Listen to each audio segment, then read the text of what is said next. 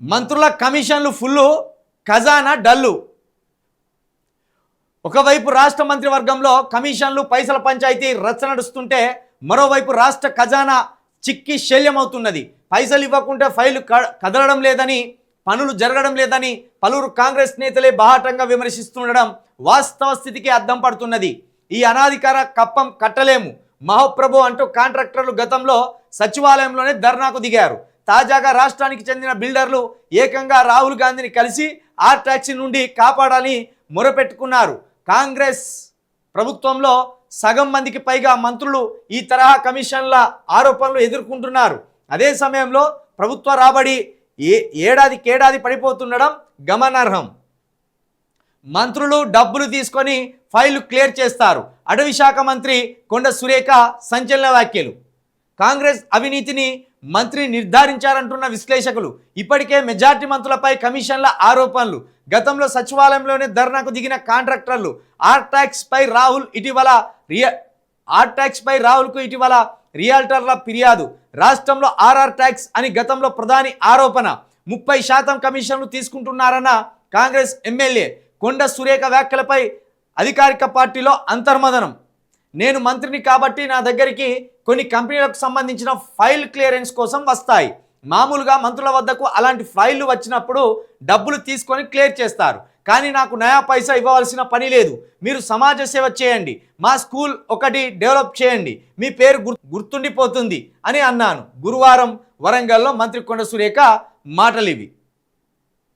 ఇప్పుడు పేపర్లో రాసుకొస్తాను కానీ మరి కమిషన్లు ఎవరిని అడుగుతాను అనేది తెలియదు. కాంట్రాక్టర్లకైతే కమిషన్లు ఇవ్వవలసి వస్తాను. కాంట్రాక్టర్లు ఎందుకంటే డైరెక్ట్ బట్టి విక్రమార్క ఛాంబర్ దగ్గర ధర్నా చేసిండు. అయితే ఇప్పుడు ఇదంతా పేదోళ్ళ సమస్య కాదు, ఇది పెద్దల సమస్య. ఇప్పుడు ఒక ఫైల్ క్లియరెన్స్ అంటే కాంట్రాక్టర్ల సమస్య. ఇది కాంట్రాక్టర్ల సమస్య. ఈ కాంట్రాక్టర్లు బట్టి విక్రమార్క గారి ఛాంబర్కి పోయి ధర్నా చేసిండు, అది వాస్తవం. అయితే ఎంత నాట కమిషను? ₹1,00,000కి 20,000 అన్నారట వాళ్ళు. మరి ఇది ఎవరు పెట్టిల్లో తెలియదు. కొందరేమో డిప్యూటీ సీఎం అని చెప్తాను, ఇక కొంతమంది రేవంత్ రెడ్డి గారి మనుషులు అని చెప్తాను, ఇంకో కొంతమంది అటు పొంగులేటి శ్రీనివాస్ రెడ్డి మనుషులు అంటాను.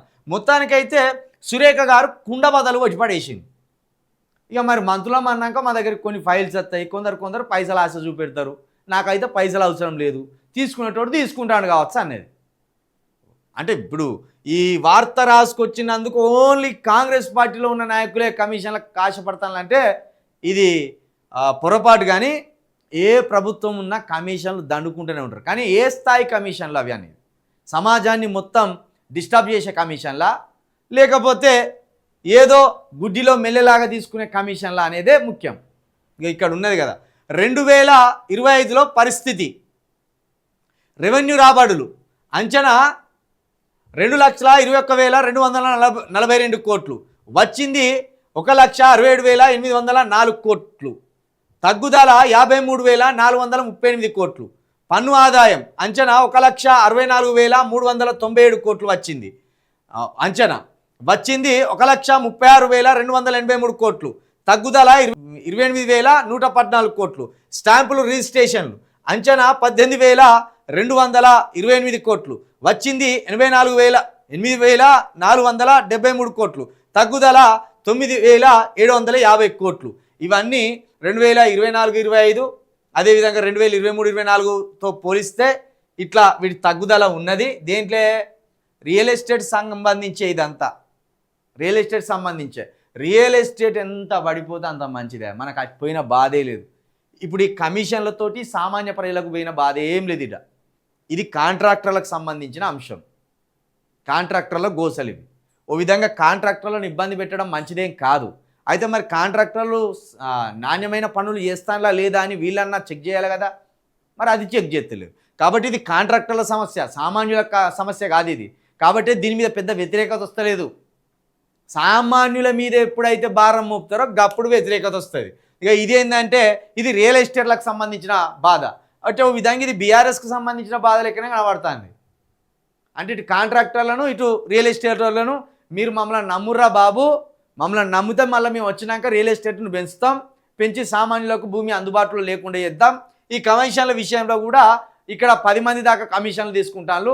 మళ్ళీ మేము వస్తే మా తమ్ముడు, మా బావ, నేను, మా చెల్లె నలుగురమే పంచుకొని తింటాం. మీరంటే 15-20 మంది పంచుకొని తినవలసి వస్తుంది. వాళ్ళకి 15 మంది దగ్గర ఇవ్వాల్సి వస్తుంది. మాకు 4 ఉన్నాం కదా, 4 దిక్కులు ఇచ్చిపోతే అయిపోయాయి. 4 మూటలే, అక్కడ 20 మూటలు అక్కడికి వస్తాయని చెప్తాను. ఇవి సామాన్యుల సమస్యలు అనేవి. ఈ అడ్డమైన పేపర్ సామాన్యుల సమస్యలు రాసుకురారా అంటే ఒకటి కాంట్రాక్టర్ల సమస్యలు రాసుకొచ్చింది, ఒకటేమో రియల్ ఎస్టేట్ వ్యాపారుల సమస్య రాసుకొచ్చింది. ఇదా పేపర్ కథ.